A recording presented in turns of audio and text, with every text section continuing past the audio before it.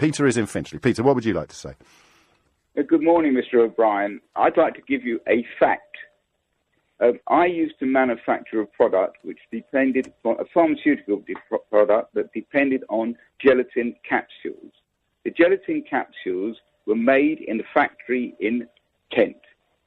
As a result of the EU, the factory was closed down. Why? Because, let me finish, please.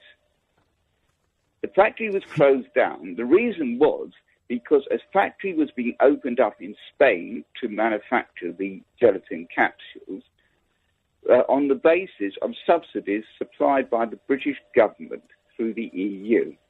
So people in England lost their jobs. I lost a very good supplier of my capsules, and the people in Spain got their jobs on the back of subsidies from the British taxpayer. That is the reason, one of the reasons I voted to leave. When was this, Peter, roughly?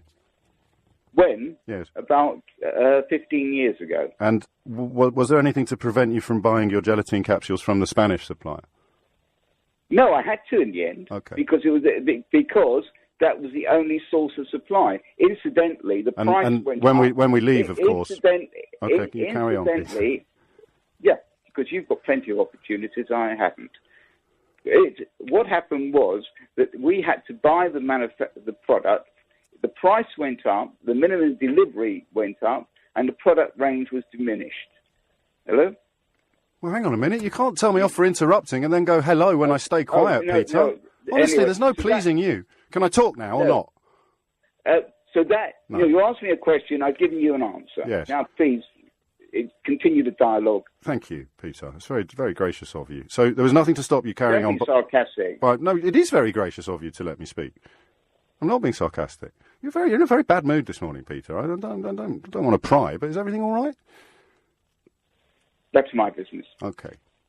Well, the gelatin capsules that you were buying from Spain, when we leave the European Union, you would have to pay tariffs on them, would you?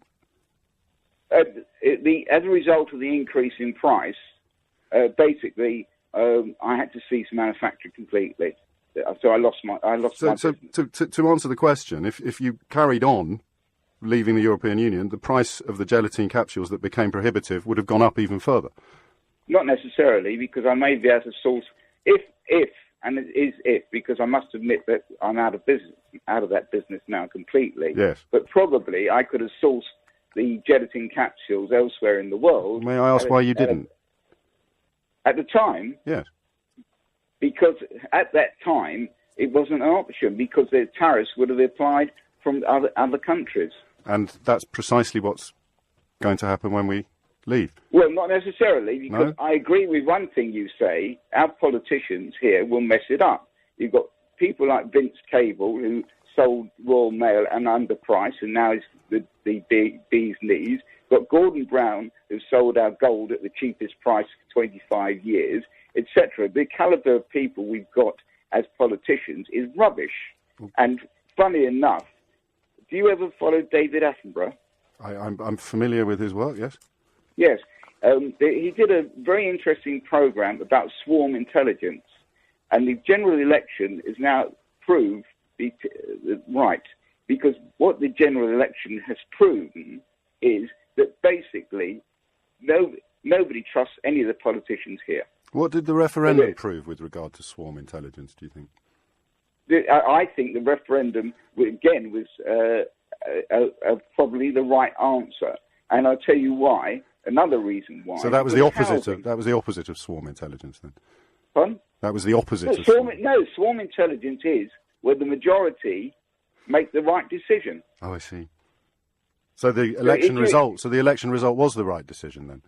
The election, in my opinion, the election result was the right decision, because it indicates that people generally have lost faith in any particular politicians or party. So therefore, they have not given a mandate to any party, really. The same in 2010? Probably, yes. Yes. And the other thing is... with respect, I am going to have to take some other calls now, Peter. Is that all right? Well, of course, it's your programme. You can do as you please. Thank you, Peter. I hope your day gets better, my friend. It's 11 minutes after 11.